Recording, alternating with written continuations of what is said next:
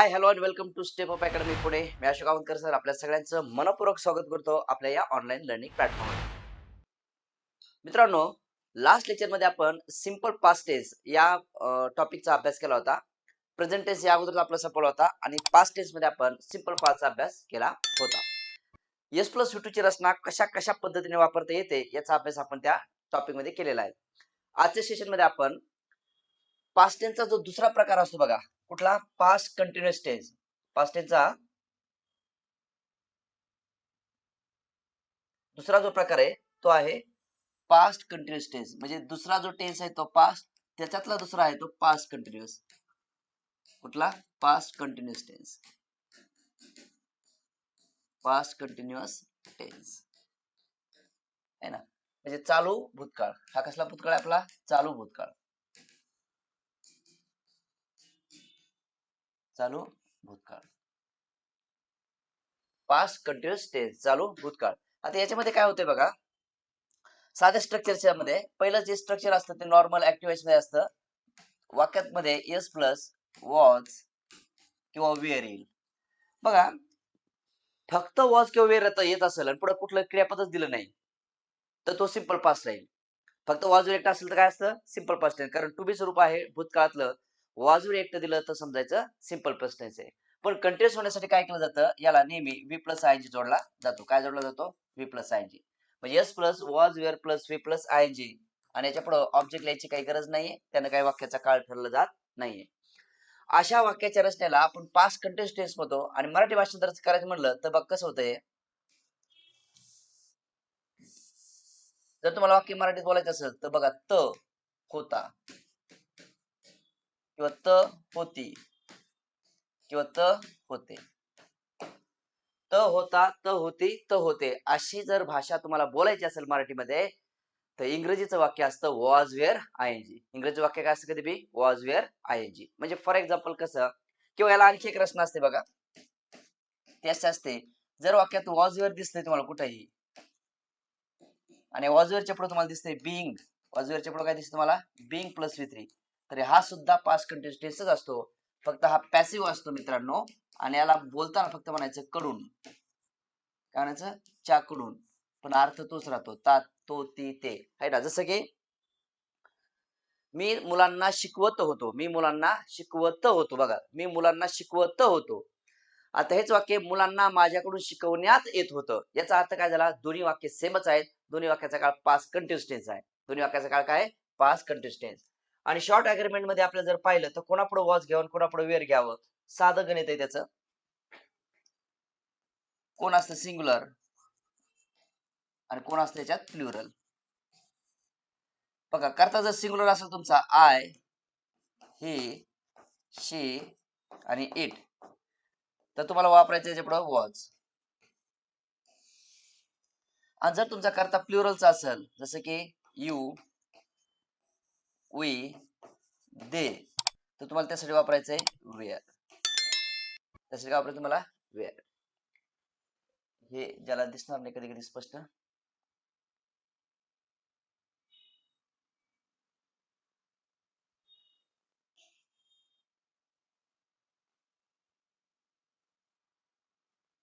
आपण असं लिहू WERE, वेअर. ठीक आहे. म्हणजे I was, he was, she was, it was, you were, we were आणि दे वेअर. हा पास्ट कंटिन्युअसचा फंडा लक्षात ठेवायचा. आता यामध्ये समजा आपण एक वाक्य घेऊया इथं, म्हणजे सोप्या सोप्या गोष्टी करून घ्या आधी. अनिता. आता अनिता म्हणजे कोण? अनिता म्हणजे शी. शी म्हणजे काय? क्रियापद पुढं वॉज. शीच्या पुढे काय कधी बी वॉज. मग Anita was, Anita was cooking, Anita was cooking. एवढंच वाक्य लिहितो, अनिता वॉज कुकिंग. बघा इथं वॉज वर आयएनजी दिसतो तुम्हाला. याचा अर्थ काय झाला? वाक्याचा काळ पास्ट कंटिन्युअस टेन्स आहे. अनिता वॉज कुकिंग, अनिता स्वयंपाक करत होती. अनिता स्वयंपाक करत होती, मुलगी असल्यामुळे ती. अनिता स्वयंपाक करत होती. किंवा मी असं वाक्य लिहू शकतो बघा, अनिता वॉज बीइंग स्कोल्डेड. आता इथं लिहिताना मी काय केलं? वॉज बिंग लिहिले आणि पुढे व्ही थ्री जोडले बघा. वॉज बिंग व्ही थ्री बघा, बिंग व्ही थ्री जोडले पुढे. वॉज वेअर सोबत काय जोडले मी? बिंग व्ही थ्री जोडले. तर हा सुद्धा पास्ट कंटिन्युअस टेन्स आहे, फक्त हा कशात येतो, फक्त पॅसिव्ह वॉइस मध्ये येतो. म्हणजे पॅसिव्ह वॉइस म्हणजे काय, तर ही अनिता इथं क्रिया करत नसून ही क्रिया अनितावरती घडत असते. पॅसिव्ह वॉइस म्हणजे काय, पॅसिव्ह वॉइस मध्ये जो सुरुवातीला सब्जेक्ट दिला जातो तो क्रिया करत नसून त्याच्यावरती ती क्रिया दाखवली जाते, त्याला आपण पॅसिव्ह रचना म्हणतो. म्हणजे पुढे जेव्हा तुम्हाला मी ऍक्टिव्ह पॅसिव्ह शिकवेल तेव्हा तुम्हाला ही गोष्ट क्लिअर जाईल. मग अनिता वॉज बिंग स्कोल्डेड, पुढे बाय प्लस लिहायची गरज नाही. मग अनिताला बघा, अनितावरती चिडवण्यात येत होतं, म्हणजे थोडक्यात स्कोल्ड म्हणजे एखाद्याला दाटणं किंवा धमकावणं किंवा बोलणं ओरडणं. मग अनिताला ओरण्यात येत होतं, कुणीतरी स्कोल्ड करत होतं, त्याचा अर्थ असं झाला. किंवा आणखी वाक्य जर पाहिलं, दे अनेक वचनी, दे अनेक वचनी, मग क्रियापद काय असेल, वेअर. दे वेअर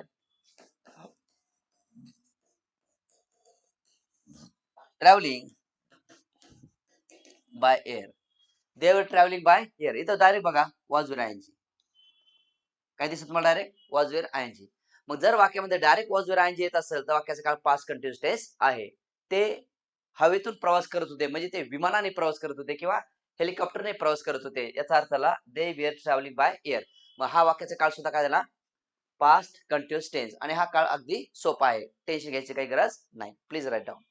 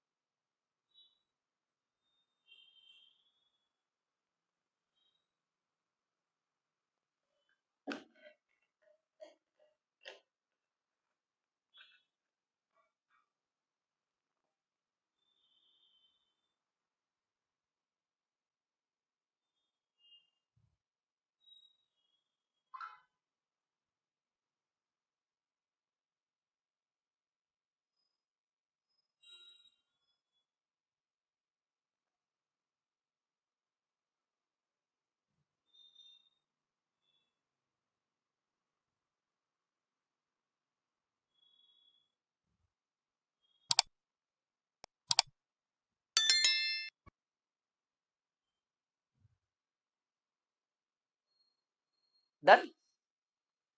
बघा अजून कसं वाक्य येईल बघा हे. म्हणजे टाइम एक्सप्रेशन वरती एक प्रश्न येऊ शकतो बघा. कशावरती, टाइम एक्सप्रेशन वरती, किंवा याच्यात आणखी काही सरावासाठी वाक्य घेणं गरजेचं आहे आपल्याला. समजा आपण सगळ्या कर्त्यांचे वाक्य घेऊया. समजा इथे लिहितो मी आय, इथे लिहितो वी, इथे लिहितो राधा, इथे लिहितो ही, इथे लिहितो पीपल, इथे लिहितो यू, इथे लिहितो शी, इथे लिहितो रोहन, है ना. आता बघा आय एक वचन येतं, क्रियापद काय तुमचं, आय वॉज. वी अनेक वचन येतं, क्रियापद काय तुमचं, वी वेअर. राधा एक वचन येतं, क्रियापद काय तुमचं, राधा वॉज. ही एक वचन येतं, क्रियापद काय तुमचं, ही वॉज. पीपल अनेक वचन येतं, क्रियापद कोणतं तुमचं, वी पीपल वेअर. यू अनेक वचन येतं, तुमचं क्रियापद कोणतं, यू वेअर. शी एक वचन येतं, मग क्रियापद तुमचं कोणतं, वॉज. आणि रोहन एक वचनी, मग क्रियापद कोणतं, वॉज. आता प्रत्येक पास्ट कंटिन्युअस टेन्स करायच्यामुळे आपल्याला क्रियापद काय जोडावं लागेल, आयएनजी. मग प्रत्येकाला आयएनजी जोडायला, मग ही I was writing, I was writing a poem, मी कविता लिहित होतो. दुसरं काय म्हणे, समजा मी वी वेअर प्लेइंग क्रिकेट, आम्ही क्रिकेट खेळत होतो, वी वेअर प्लेइंग क्रिकेट. मी तिसरं म्हणून Radha was doing something, Radha काहीतरी करत होती, डुईंग समथिंग, आयएनजी लावायचं, राधा वॉज डुईंग समथिंग, है ना. एकाच पूर्ण पाच कंटेस्टन्स पाहूया. ही वॉज ड्रायव्हिंग, ड्राईव्हला काय म्हणावं लागेल मला, ही वॉज ड्रायव्हिंग, तोच गाडी चालवत होता, है ना. पीपल वेअर लाफिंग, लोक हसत होते, काहीतरी जो घडला असेल, people were laughing. You were crying, आणि तू रडत होतास, यू वेअर क्राईंग, असे लिहिण वॉज वेअर आयएनजी मध्ये. खाली बघा, she was counting, her days earnings. She was counting her days earning, ती तिच्या दिवसाची कामे मोजत होते. किंवा असं लिहिलं, Rohan was studying English, Rohan इंग्रजीचा अभ्यास करत होता, है ना. म्हणजे बोर्डवरले सगळे वाक्य अग्रीमेंट सहित लक्षात ठेवायचं. एक गोष्टी करता आणि गोष्टी करता, एक गोष्टी करता असेल तर वॉज येणार आहे, आणि गोष्टी करता असेल तर वेअर येणार आहे, आणि कंटिन्युअस पास दाखवायचा आहे म्हणून आयएनजी कंपल्सरी लावलं जाणार आहे. इथे एक लक्षात काय ठेवायचं, या वाक्याच्या रचनेमध्ये हे करते घेऊन सुद्धा तुम्ही बीइंग प्लस विथ्रीची रचना सुद्धा वापरू शकता. फक्त बीइंग प्लस विथ्रीची रचना वापरत असाल तर समजायचं तो व्यक्ती ती क्रिया करत नसून त्या व्यक्तीवरच ती क्रिया होत आहे. फॉर एक्झाम्पल कसं, समजा मी इथे करता लिहिला वी, किंवा त्याला वेगळ्या शाईने लिहितो म्हणजे तुम्हाला आणखी हायलाइट होऊन जाईल ते. समजा बघा, we were being we were being guided well. आता इथे बघा मी इथे लिहिलंय वॉज वेअर बीइंग विथ्री. काय लिहिलंय? Was were being V three. हा पास्ट कंटिन्युअस टेन्सचीच रचना असते, फक्त पॅसिव्ह व्हॉइस असते. मग वी वेअर बीइंग गाइडेड, आम्हाला मार्गदर्शन करण्यात येत होतं. काय वाक्याचा अर्थ झाला? आम्हाला मार्गदर्शन करण्यात येत होतं. म्हणजे करण्यात येत होतं हा झाला तुमचा पॅसिव्ह व्हॉइस, आणि वाक्याचा काळ झाला पास्ट कंटिन्युअस टेन्स. अतिशय सोपा काळ आहे, स्ट्रक्चरवरून सुद्धा काळ ओळखता येऊ शकतो. उदाहरण बघून घ्या. 1 2 3 4 5 6 7 8 9. 9चे 9 उदाहरणं पास्ट कंटिन्युअस टेन्स मध्ये. त्यामुळं रेग्युलर सारखंच व्यवस्थित लिहून घ्यायचं याला, हे तुमच्या सगळ्या कामाचंच आहे. Please write down everything. Please write down everything.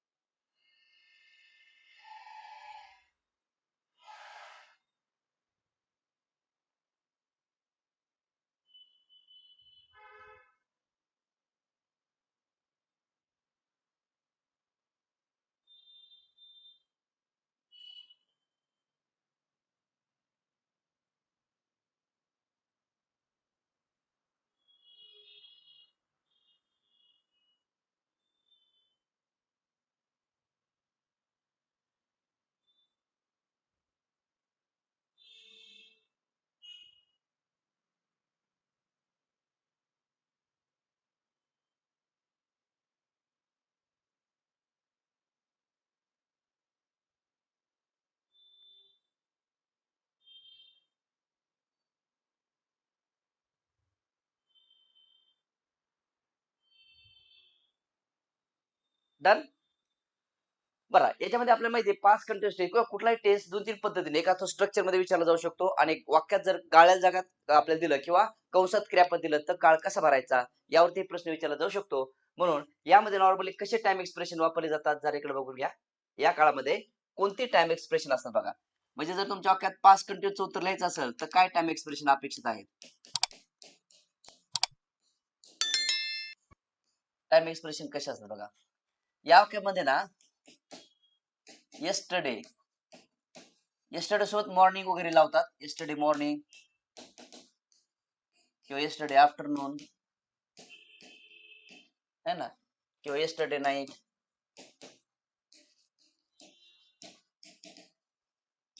Yesterday night है ना, किंवा लास्ट प्लस एखादा वार, last Monday morning, last Monday morning आहे ना. मग लास्ट मंडे मध्ये कोणताही डे घ्या आणि मॉर्निंग मध्ये कोणती वेळ घ्या, मॉर्निंग आफ्टरनून नाईट कोणती वेळ घेऊ शकता. ही टाइम एक्सप्रेशन दिली तर वाक्याचा काळ लिहायचा पास्ट कंटिन्युअस टेन्स. म्हणजे कसं वाक्य येईल बघा.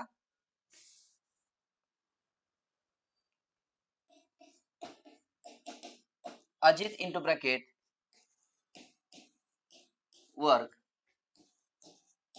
On the project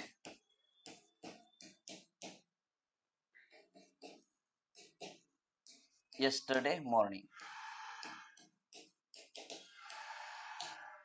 Ajit into bracket work on the project yesterday morning. आणि सुंदर असेच ऑप्शन याला परीक्षेत कसे असतात, अजित वॉज वर्किंग हा एक ऑप्शन असेल. अजित इज वर्किंग असा ऑप्शन असेल, किंवा अजित हॅज वर्कड असा ऑप्शन असेल, किंवा अजित वर्कड असा ऑप्शन असेल, है ना. Ajit into bracket work on the project yesterday, मग वॉज वर्किंग असेल, हॅज वर्कड असेल, किंवा इज वर्किंग असेल, किंवा वर्कड असेल. मग यापैकी कोणतं उत्तर निवडायचंय हे आपल्या कशावरून ठरवलं जातं? कशावरून ठरवलं जातं पोरांनो? टाइम एक्सप्रेशनवरून ठरवलं जातं. कशावरून ठरवलं जातं? टाइम एक्सप्रेशनवरून. आता टाइम एक्सप्रेशन कोणतं दिलंय तुम्हाला बघा बरं एकदा. कोणतं टाइम एक्सप्रेशन दिलाय? येस्टरडे प्लस वेळ दिली बघा. ऐका, फक्त येस्टरडे असता, फक्त येस्टरडे, तर वाक्याचा काळ सिंपल पास झाला असता. म्हणजे Ajit into bracket work on the project आणि फक्त येस्टरडे असता, तो उत्तरात लिहिला असता मी वर्कड. पण येस्टरडे प्लस अजून एक वेळ दिली त्याच्यामध्ये. मग येस्टरडे प्लस जर एखादी वेळ दिली असेल तर वाक्याचा काळ असतो पास्ट कंटिन्युअस टेन्स.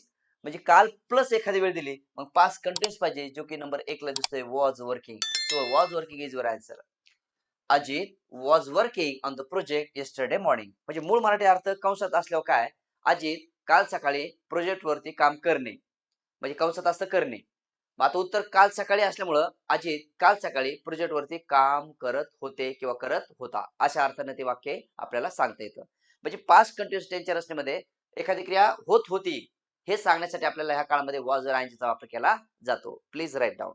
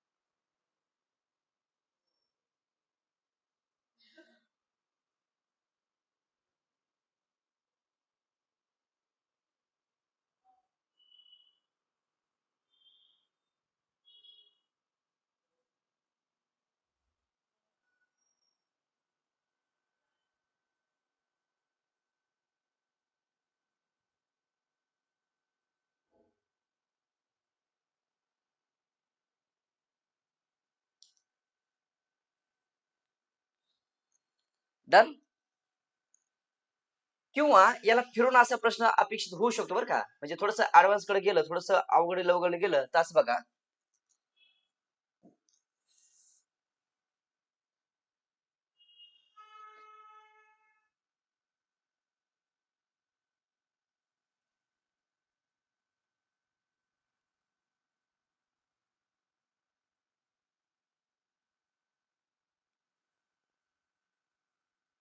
असं वाक्य आलं, द स्कूल वॉल, किंवा असं लिहिलं some trees into bracket paint, some trees into bracket paint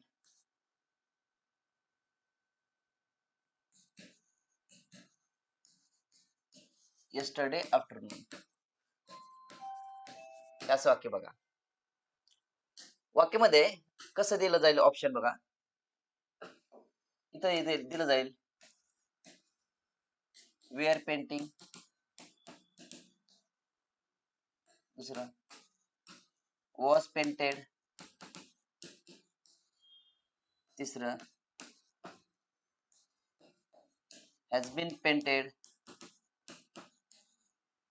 चौथं वी आर बिंग पेंटेड. हे असे ऑप्शन येतात बघ परीक्षेमध्ये. आता काय डोकं वापरायचं जरा चेक करा बरं, कोणाला उत्तर सांगता येईल कमेंट करून किंवा मनातल्या मनात तरी फील करा, है ना. कारण आजचं लेक्चर आपण लाईव्ह न देता हे रेकॉर्डेड देत आहोत, है ना. लाईव्ह न देता हे लेक्चर आपण रेकॉर्डेड देत आहोत. त्याचं कारण नंतर सांगेल तुम्हाला.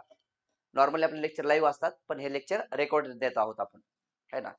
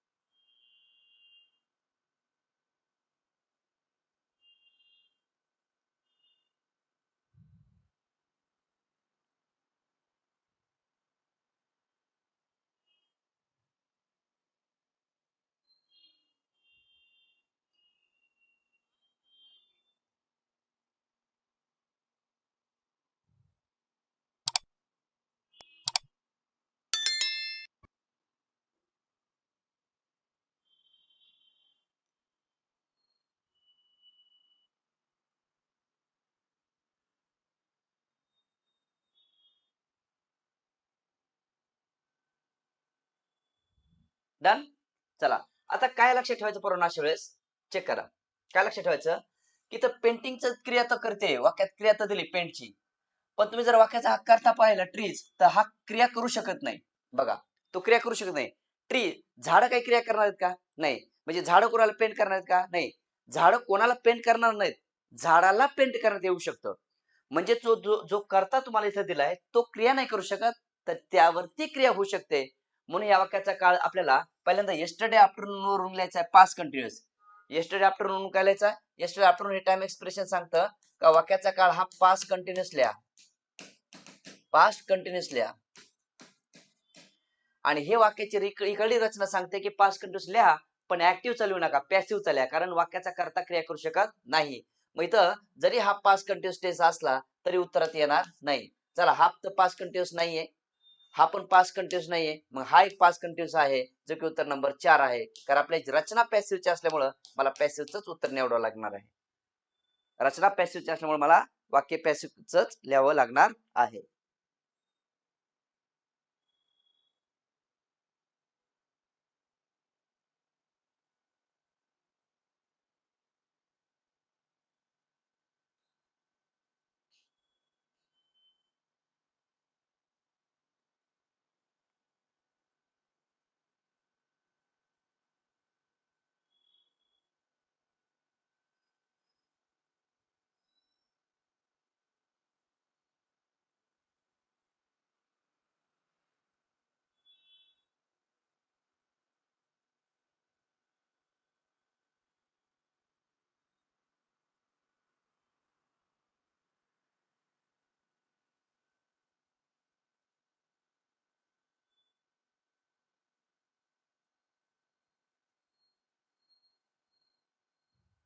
डन. चला, तर होता तुमचा हा पास्ट कंटिन्युअस टेन्स. हा कसला होता? Past continuous tense. यापेक्षा वेगळा काही नाहीये. त्यानंतर दुसरा जो टेन्स आहे तिसरा, तोही सोपा आहे आपल्याकडं. म्हणजे फारसा त्याच्यावरती प्रश्न विचारत नाहीत, पण कंडिशन वरती त्यावरती प्रश्न विचारले जातात. हा जो तिसरा प्रकार आहे, तिसरा, हा पास्ट परफेक्ट टेन्स आहे. Past perfect tense. Past perfect tense म्हणजे हा पूर्ण भूतकाळ आहे बघा. यावरती कंडिशन वरती प्रश्न विचारले जातात. पूर्ण भूतकाळ, पूर्ण भूतकाळ आहे ना. कसा असतो बघा, सोपा असतो. हा पण सब्जेक्ट असतो, याच्यात येतो हॅड, क्रियापद तिसऱ्या रूपात एकच सायकल क्रियापद याच्यात had, had plus V3 plus पुढे काय लिहिण्यात नका लिहू. आणि मराठी भाषेत सांगताना म्हणायचं ला, ली, ले, लालिले, होता, होती, होते, लालिले, होता, होती, होते, असा त्या वाक्याचा काळ असला पाहिजे. लालिले, होता, होती, होते. हा, याच्यात दुसरा पण काळ असतो एक पॅसिव्हचा, रचना पॅसिव्हची असते, ती असते बघा had bin V3. Had bin V3 हा सुद्धा काळ तोच आहे पास्ट परफेक्ट, फक्त हा पॅसिव्ह असतो म्हणून याला मराठीत म्हणताना म्हणतात कडून, आणि म्हणताना हेच म्हणायचे पुढं आहे ना. फक्त खालची रचना ती पॅसिव्ह व्हायची असते, पण आहे तोच काळ आपला. बघा आता समजा इथं वाक्य लिहिलं, आता याला अग्रीमेंटला काहीच टेन्शन नाही, कोणताही करता घ्या, किती योजने घ्या, क्रियापद फिक्स राहतं हेल्पिंग वर्बचं, कोणतं हॅड. हा काळ असा आहे पोरांनो, याच्यात कोणताही करता घ्या, तुमचं सायकल क्रियापद कधीच बदलत नाही. हॅड म्हणजे हॅडच राहणार. मग करता कसाही ठेवा तुम्ही, आय ठेवा तरी आय हॅडच येणार आहे, वी ठेवा तरी वी हॅडच येणार आहे ना, दे ठेवा तर देच्या पुढे हॅडच ठेवणार आहे ना, सम स्टुडंट्स म्हणा तरी तुम्हाला हॅडच म्हणावं लागणार आहे ना. म्हणजे सायकल क्रियापद काही बदल होणार नाही. आणि क्रियापद किती रूपात मांडा, तिसऱ्या. मग समजा I had done my job, मी माझं काम पूर्ण केलेलं होतं. I had done my job, माझं मी काम पूर्ण केलेलं होतं. We had completed, we had completed the task, आम्ही टास्क पूर्ण केलेला होता. We had completed the task आहे ना. किंवा they had gone out, they had gone out earlier, they had gone out earlier, ते लवकरच बाहेर पडलेले होते, ते लवकरच बाहेर पडलेले होते.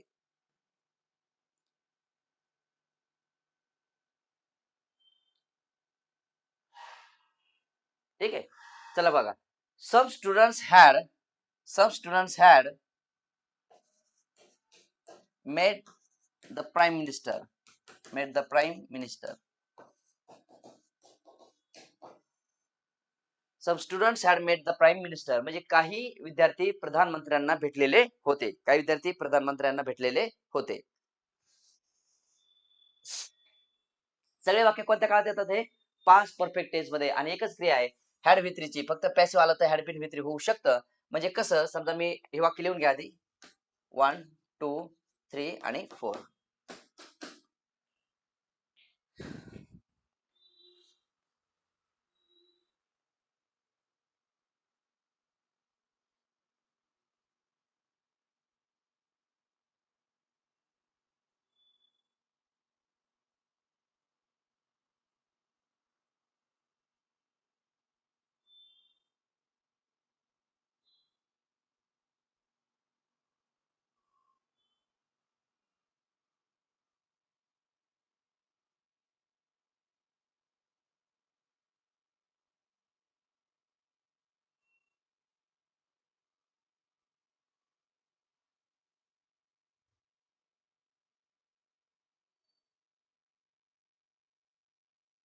डन. चला पुढे बघा, समजा पास्ट परफेक्ट टेन्सच्या पुढे बघा, याला पॅसिव्ह मध्ये एखादी रचना जर अशी लिहिली आपण तर चालू शकते का, तर बिलकुल चालू शकते. कशी, समजा असं वाक्य लिहिलं आपण, आय हॅड बीन इन्व्हायटेड. हे बघा इथं काय दिलं मी, डायरेक्ट हॅड प्लस V3 लिहिलं असतं तरी पास्ट परफेक्ट टेन्स आहे. बघा had plus V3, I had invited असं लिहिलं असतं तरी वाक्य पास्ट परफेक्ट टेन्स आहे. आय हॅड इन्व्हायटेड, मी बोलवलेलं होतं, मी आमंत्रण दिलेलं होतं. पण जेव्हा मी आमंत्रण दिलेलं होतं असं सांगणं वेगळं, आणि मला आमंत्रण देण्यात आलेलं होतं असं सांगणं वेगळं. मला आमंत्रण देण्यात आलं होतं असं म्हणायचं असेल तर पॅसिव्ह लिहावं लागेल, आणि जे की इथं झालंय कशावरून कळलं आपल्याला, या बिन वरून. म्हणजे हॅड V3 हा पास्ट परफेक्टच आहे, आणि हॅड बीन V3 असा सुद्धा पास्ट परफेक्टच आहे. कोणाला घेऊन, या बिनला घेऊन. म्हणजे हा वाक्य सुद्धा पास्ट परफेक्ट टेन्सचा आहे, फक्त हा पॅसिव्ह व्हायचा आहे, फक्त हा काय पॅसिव्ह व्हायचा आहे. I had invited be correct आहे, आणि आय हॅड बीन इन्व्हायटेड सुद्धा करेक्ट आहे. म्हणजे मी आमंत्रण दिलेलं होतं हे पण करेक्ट आहे, आणि मला आमंत्रण देण्यात आलेलं होतं हे पण करेक्ट आहे. म्हणजे दोन्ही वाक्य पास्ट परफेक्टचे करेक्ट येतात. दोन्ही वाक्य हे पास्ट परफेक्टचे करेक्ट येतात.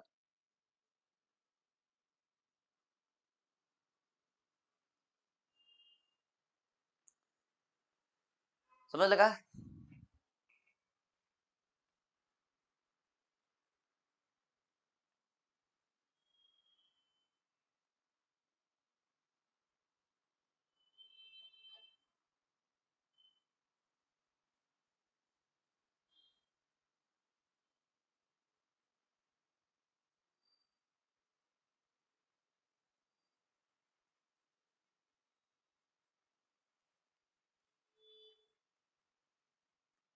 ठीक आहे, चला. तर हा होता पास्ट परफेक्ट आणि याच्यानंतर आणखी एक आहे बघा, किंवा याच्यात आणखी तुम्ही उदाहरण घेऊ शकता. We had been promoted. We had been promoted. बघा, नुसतं हॅड प्रमोटेड सुद्धा करेक्ट आहे. हा पास्ट परफेक्ट झाला. हॅड प्रमोटेड पास्ट परफेक्ट आहे. पण पास्ट परफेक्ट झाला. पण हा बिन जरी घेतला मध्ये तरी तो पास्ट परफेक्ट बरोबर होतो. फक्त हॅड बीन विथ्री घेतला तर तो पॅसिव्ह वॉइस होतो, आणि नुसता हॅड विथ्री घेतला, तर तो ऍक्टिव्ह वॉइसचा काळ राहतो. आणि हॅड बीन विथ्री घेतला तर तो पॅसिव्ह वॉइसचा काळ बनतो. कशाचा बनतो तो? पॅसिव्ह वॉइसचा बनतो. म्हणून we had been in promoted हे बी बरोबर आहे, आणि वी हॅड प्रमोटेड हे पण बरोबर आहे. हा सुद्धा बघा, खाली लिहिला तर फक्त हॅड प्रमोट लिहिला तर ऍक्टिव्ह वॉइस आहे, हॅड बीन प्रमोट लिहिला तर पॅसिव्ह वॉइस आहे. काळ मात्र तुमचा पास्ट परफेक्टच राहणार. पास्ट परफेक्टच राहणार. म्हणजे ह्या उदाहरणात बघा, हे 4 उदाहरण कसे येतं आणि 5वं आणि 6वं उदाहरण कसं आहे चेक करा. 5वं आणि 6वं उदाहरण हे फक्त पॅसिव्ह वॉइसच्या कन्स्ट्रक्शन मध्ये लिहिलेले, हे लक्षात ठेवा.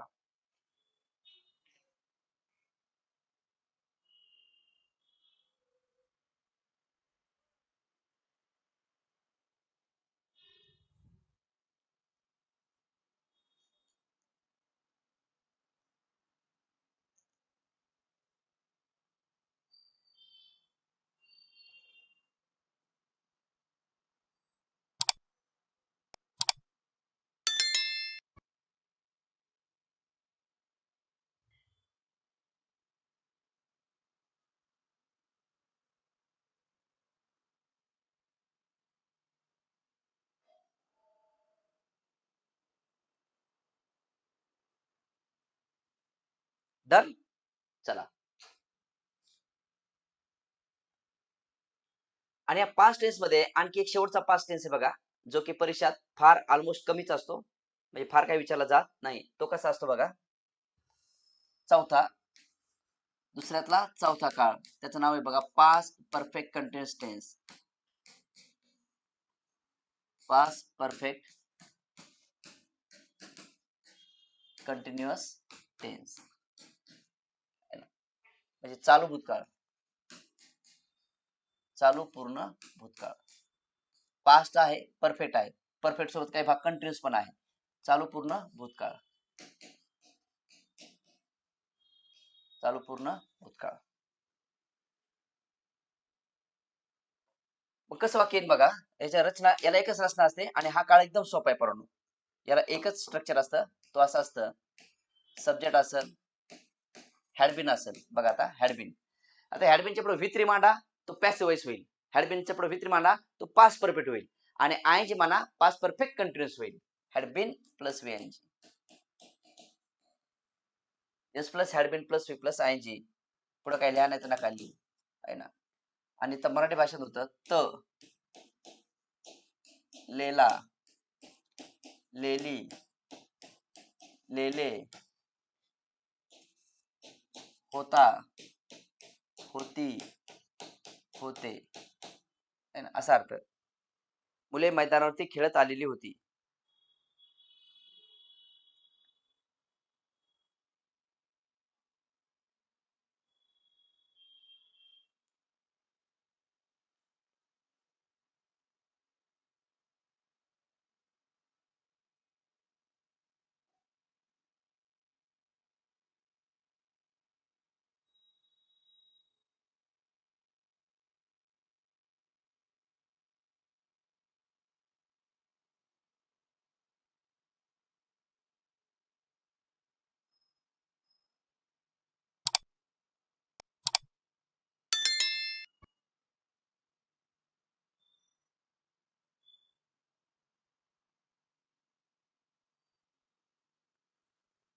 वाक्य सुद्धा घेताना, कारण ऍग्रीमेंटला आपल्याला कुठलाही करता घ्या, किती वचने घ्या, क्रियापद कधीच सहाय्यकारी बदलत नाही. जसं की आय हॅड असणारेच आहे, वी हॅड असणारे, शी हॅड असणारे आहे ना, माया हॅड असणारे, कुठलाही करता घ्या तुम्ही, किंवा द डॉक्टर्स असणारे, कुठलाही करता घ्या, तुमचा हॅड कधी बदलणार नाही. मग समजा आय हॅड बीन सेमच राहणार आहे, बदलायची गरज नाही. वी हॅड बीन काही बदलायची गरज नाही, no agreement. She had been, no agreement. Maya had bin,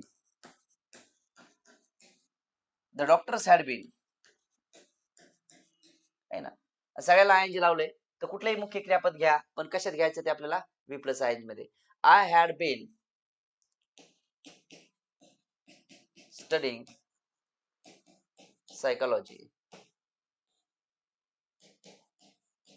I had been studying psychology. We had been working here. इथं काम करत आलेलो होतो आम्ही. She had been, she had been studying. She had been studying.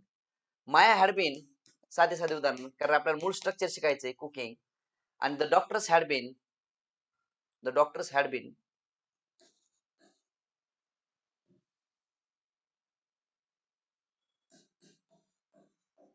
practicing. The doctor had been practicing. अशा पद्धतीचे वाक्य ह्या पास्ट टेन्स मध्ये येऊ शकतात. अतिशय सोपा टेन्स आहे हा पास्ट टेन्स, टेन्शन घेण्याजोगतं काही नाहीये.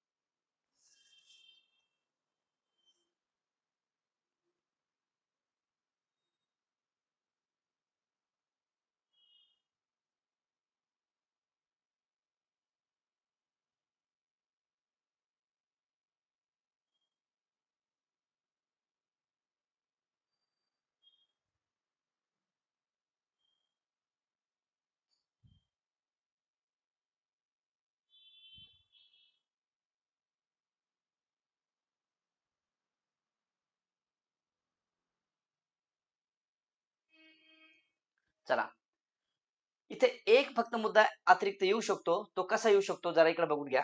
तो मुद्दा असा येऊ शकतो बघा. समजा या वाक्यात सुद्धा ना टाइम एक्सप्रेशन सिन्स आणि फॉर येऊ शकतात. या काळामध्ये पास्ट परफेक्टला गरज नाही, पण या काळात येऊ शकतात टाइम एक्सप्रेशन्स. टाइम एक्सप्रेशन्स कोणते? सिन्स किंवा फॉर. कोणते येऊ शकतात? सिन्स किंवा फॉर. हे टाइम एक्सप्रेशन तुम्हाला येऊ शकतात, सिन्स आणि फॉर वाली. म्हणजे कसं, समजा पण सिन्स आणि फॉर यायचंय, पण याच्यासोबत काही पास्ट वर्ड सुद्धा आले पाहिजेत, प्लस पास्ट वर्ड. याच्यात भूतकाळ दाखवणार बी शब्द असला पाहिजे एखादा, तर ते सिन्स आणि फॉर कामाचं आहे. म्हणजे कसं बघा आता, some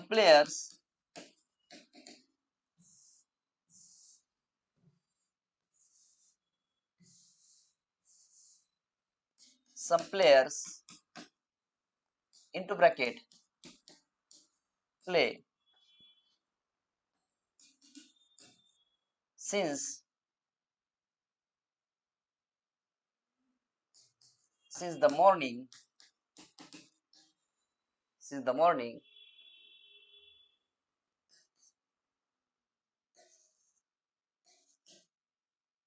किंवा असं लिहितो,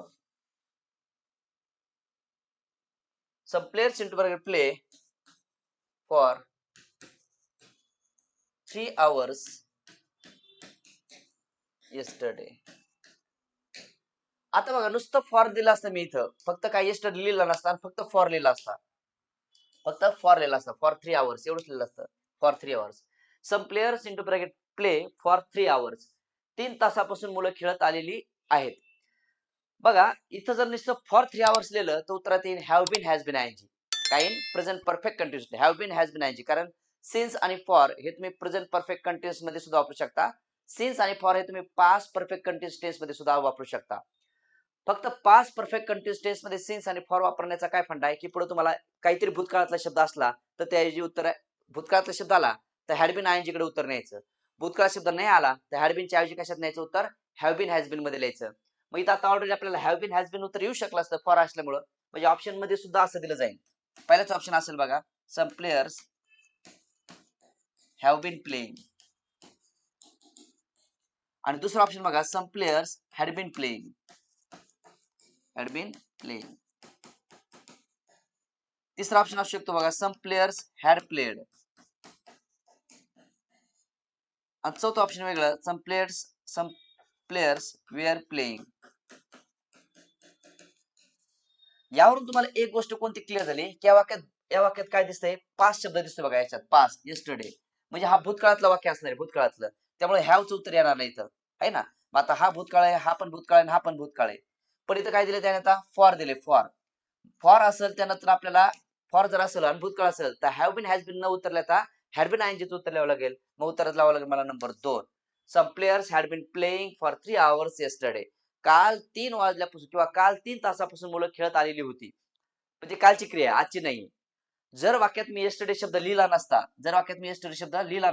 तर उत्तर झालं असतं some players have been playing. काय झालं असतं, some players have been playing झालं असतं. का, कारण सिन्स आणि फॉर मध्ये असेल तर हॅव बीन, हॅज बीनचं उत्तर, पण सिन्स आणि फॉर मध्ये असेल पण भूतकाळ असेल तर उत्तरात हॅड बीन, आयएनजी. तो उत्तरात काय, हॅड बीन, आयएनजी. बारकाईने उत्तर बघून घ्या.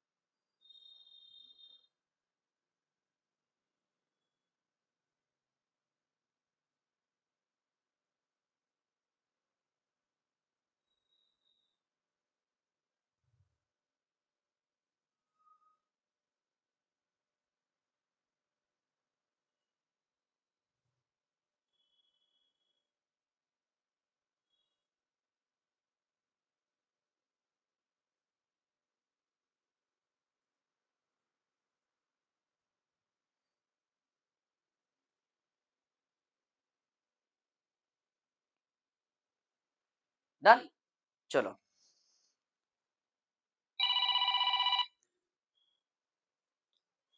मॅडम 10 मिनिटात लेक्चर संपेल, कॉल करतो तुम्हाला. पाहता,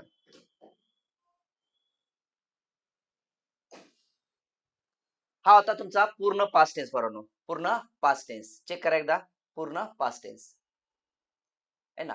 काल आपण सिंपल पास्ट पाहिलं होता, आज आपण राहिलेले 3 काळ होते, past continuous tense, past perfect tense आणि पास्ट परफेक्ट कंटिन्युअस टेन्स, असे तिन्ही काळ आपण इथं पूर्ण केलेले आहेत. ठीक आहे.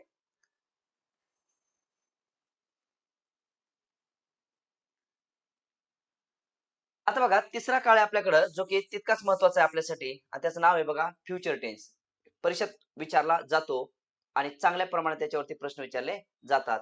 तिसरा काळ आहे बघा फ्युचर टेन्स.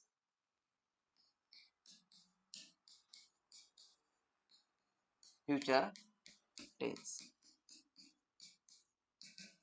Future tense. हो, फ्युचर टेन्स भविष्य काळ. भविष्य काळ. फ्युचर टेन्स भविष्य काळ. त्यानंतर त्यातला पहिला उपप्रकार आहे बघा सिंपल फ्युचर टेन्स. त्यातला पहिला उपप्रकार कोणता आपल्याकडे सिंपल फ्युचर टेन्स.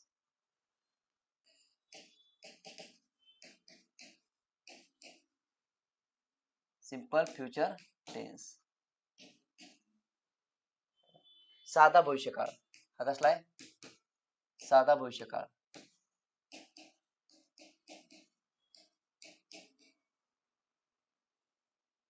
साधा भविष्यकाळ.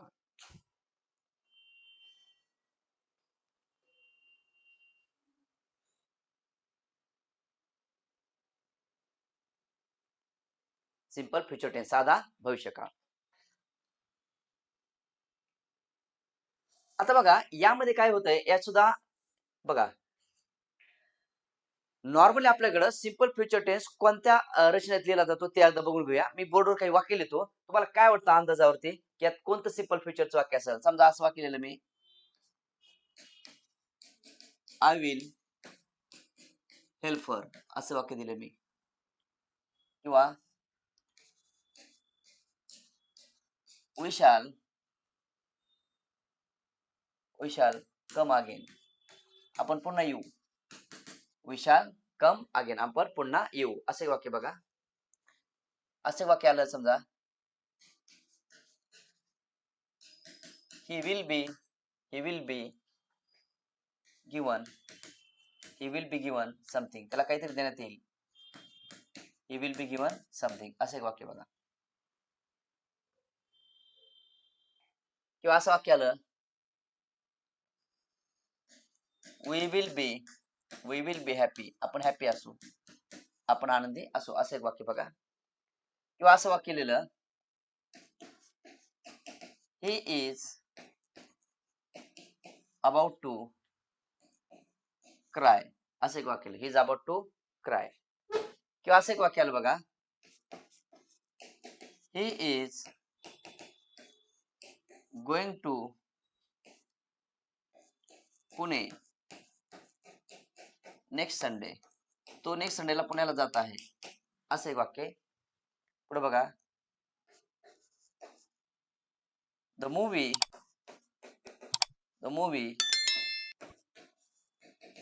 बिगिन्स सून, हे एक वाक्य बघा.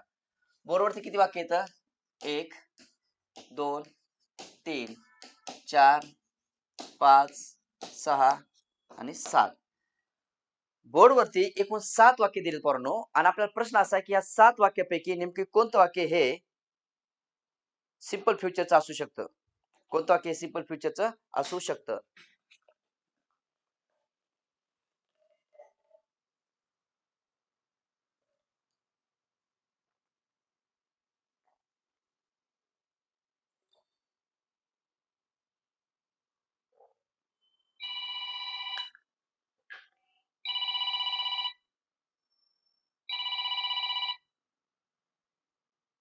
हॅलो, गुड मॉर्निंग सर, बोला ना. लेक्चर चालू आहे, लेक्चर. हो हो, करतो थोडं वेळ. हो हो हो.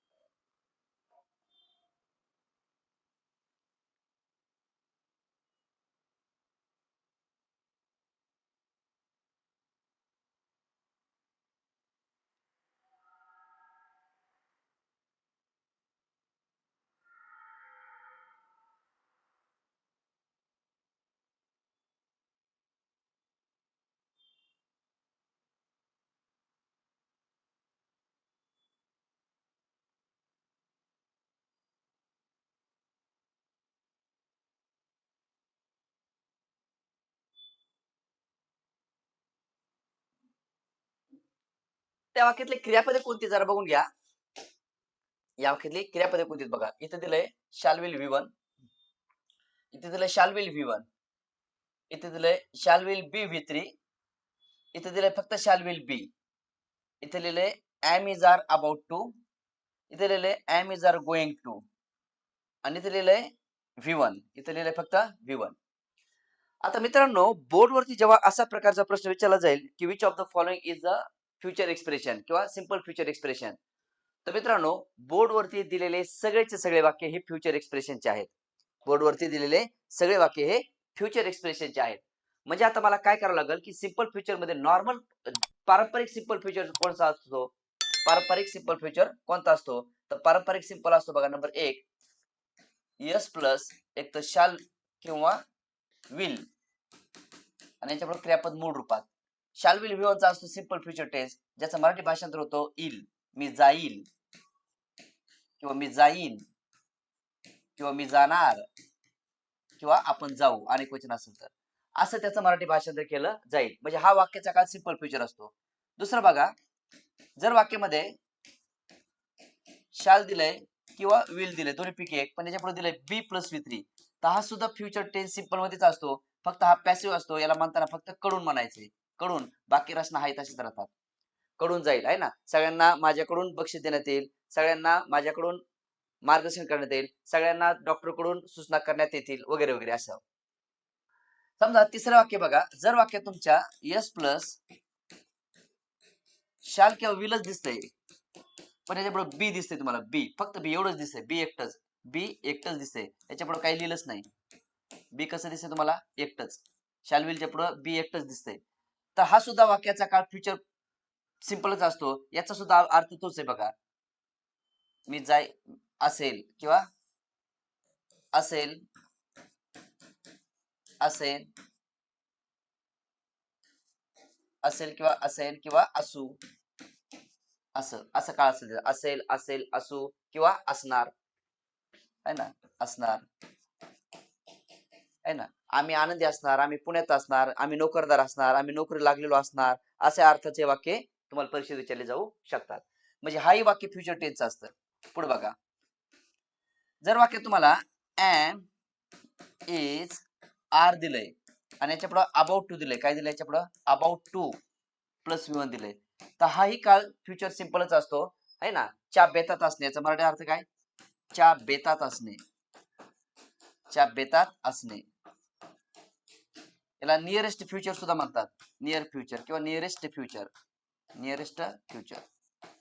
म्हणजे आता ती क्रिया होण्याच्या तयारीत, आता समजा मी म्हणलो आहे ना, एखादं झाड असं हलत असेल आहे ना, पार कललेलं असेल, तर ते म्हणतात अर झाड पडण्याच्या बेतात आहे, याचा अर्थ झाड अजून पडलेलं नाही, म्हणजे आता ते थोड्या वेळातच पडणार आहे, त्याला म्हणतात अबाउट टू ची रचना आहे ना, इज अबाउट टू. मग एम इज अबाउट टू असतो simple future tense, am is about to असतो सिंपल फ्युचर टेन्स. पुढे बघा, जर वाक्य तुमच्या यस प्लस व्ही वन दिलंय, एस प्लस काय दिलंय व्ही वन दिलंय, पण ह्यासोबत काही फ्युचर वर्ड दिले लावून, फ्युचर वर्ड, फ्युचर एक्सप्रेशन दिले प्लस फ्युचर एक्सप्रेशन, तरी सुद्धा तो फ्युचर टेन्स होतो.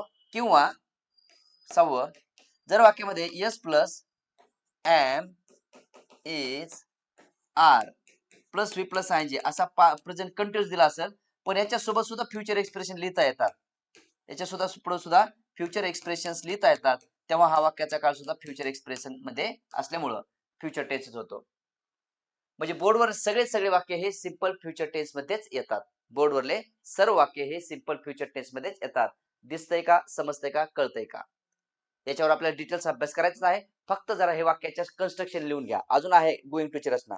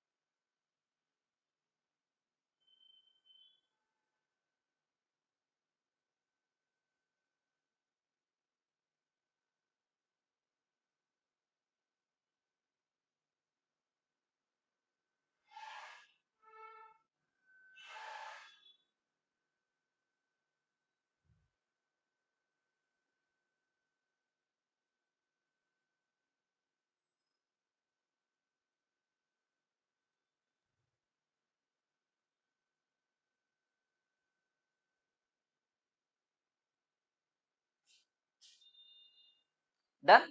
चला बघा, shall will V1, shall will be V3, shall will फक्त एक बी असताना, am is are about to असताना, एस प्लस फ्युचर एक्सप्रेशन असताना आणि एम इज आर आयएनजी असून फ्युचर एक्सप्रेशन असताना, हे सगळे वाक्य सिंपल फ्युचर मध्येच विचारले जातात किंवा सिंपल फ्युचर मध्येच असतात.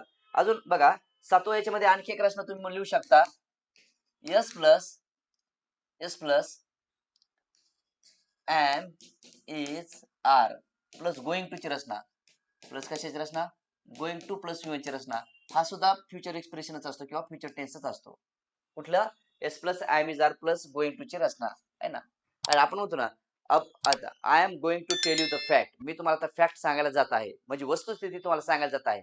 मग सांगायला जात आहे म्हणायचं का, बरे सरांना जाऊ दे रे, कुठेतरी सांगायला चालले, मी तुम्हाला वस्तुस्थिती सांगायला जात आहे, याचा अर्थ मी तुम्हाला आता वस्तुस्थिती सांगणार आहे, म्हणजे सांगितलेली नसते. याला इंग्लिश मध्ये गोइंग टू ची रचना म्हणतात. काय म्हणतात इंग्लिश मध्ये, गोइंग टू ची रचना.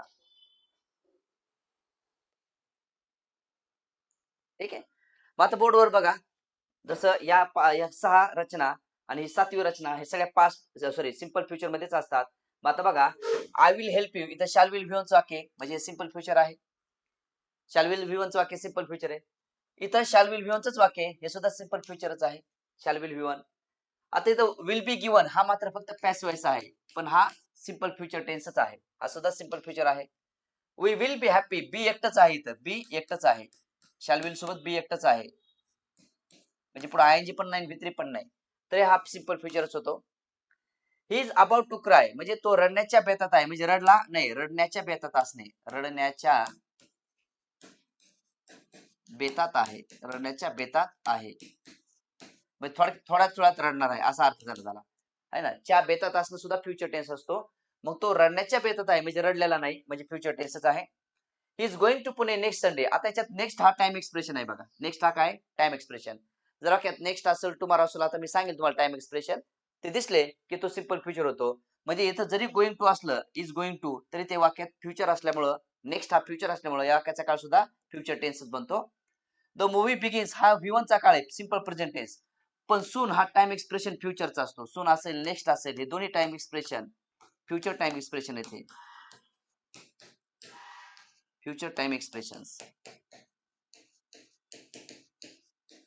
म्हणून याही वाक्याचा काळ काय असतो, फ्युचर टेन्सच असतो किंवा सिंपल फ्युचर टेन्सच तुम्हाला सापडेल, सिंपल फ्युचर टेन्सच वाक्याचा काळ असतो.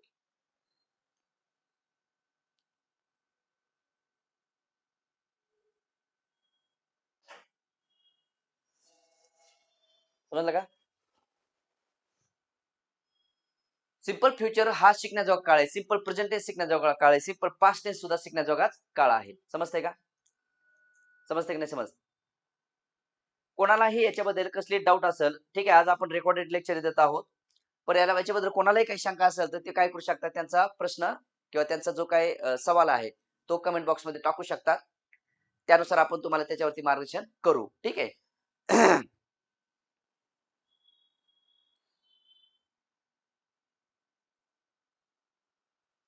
आहे ना. म्हणजे तुम्हाला सरळ सरळ एक्झाम मध्ये टेन्स टॉपिक जर प्रश्न विचारला तर तुमचा सरळ सरळतला टेन्स वरला एकही प्रश्न चुकू नये अशी माझी प्रामाणिक अपेक्षा इच्छा आहे. आणि त्याच्यासाठी आपण इन डेप्थ मध्ये जाऊन बारीक बारीक पॉइंट, बारीक बारीक मुद्द्यांचा अभ्यास करत आहोत, जेणेकरून सरळ सरळच्या एक्झाम मध्ये तुम्हाला मार्क्स मिळायला मदत होईल. ठीक आहे.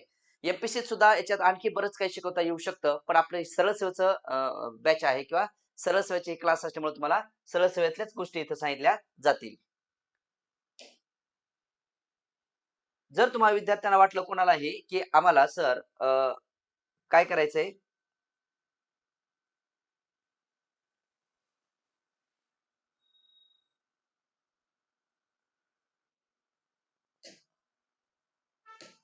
जर तुम्हाला तुमच्यापैकी कोणत्याही विद्यार्थ्याला वाटलं की सर आम्हाला याच्यातले एखादी इंग्लिश ग्रामरची बॅच करता येईल का, इंग्लिश ग्रामरची बॅच करता येईल का, तर इंग्लिश ग्रामरची बॅच आता इथं माझ्याकडे नाहीये उपलब्ध, तर मी तुम्हाला सांगतो, ज्याही विद्यार्थ्यांना आपल्या या प्लॅटफॉर्मवर इंग्लिश ग्रामरचा अभ्यास करायचा आहे आपल्या, आहे ना, तर आपल्याकडं बिलीवर नावाची एक बॅच आहे बघा,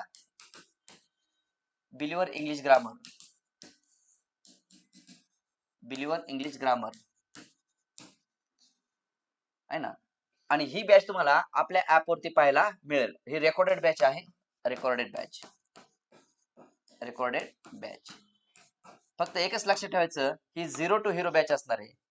0 टू हिरो, अगदी 0 पासून तुम्हाला या बॅच मध्ये पाहायला मिळेल आहे ना.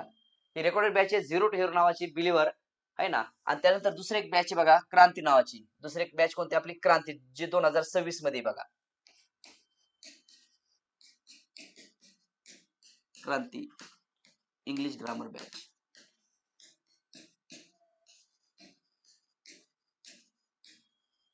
क्रांती इंग्लिश ग्रामर बॅच ही सुद्धा शून्यापासूनच आहे, फक्त ही 2026 मधली आहे ना. ज्या विद्यार्थ्यांचं इंग्रजी प्रॉब्लेम आहे त्यांनी क्रांती किंवा बिलिव्हर नावाची कोणतीही बॅच दोन्हीपैकी एक तुम्ही ऍप वरून खरेदी करू शकता आणि बारकाईने इंग्लिशचा अभ्यास करू शकता, जिथं तुमचा इंग्लिशचा कुठलाही डाऊट राहणार नाही याची मी तुम्हाला खात्री देतो. तर विद्यार्थी मित्रांनो, फ्युचर सिम्पल टेन्स आपला सुरू केला आपण आणि त्याबद्दल आपण इन डेप्थ मध्ये जाऊन पुढच्या लेक्चर मध्ये अभ्यास करणार आहोत. तुर्तास आजच्या लेक्चरला आपण इथंच थांबूया आणि पुन्हा भेटूया पुढच्या नेक्स्ट लेक्चर मध्ये, जिथं फ्युचर टेन्स मी तुम्हाला एकदम डिटेल्स मध्ये सांगणार आहे. त्याच्या व्यतिरिक्त जर तुम्हाला वाटलं की मला ऑनलाईन खरेदी करायची एखादी बॅच, तर बिलिव्हर किंवा क्रांती पैकी कोणती एक बॅच करा, तुमचं नक्की इंग्रजीतले प्रॉब्लेम सॉल्व्ह होतील. So ladies and gentlemen, give me permission to stop here and we will be back in the next session. Till then, take care and have a very good day to all of you. See you soon. Bye.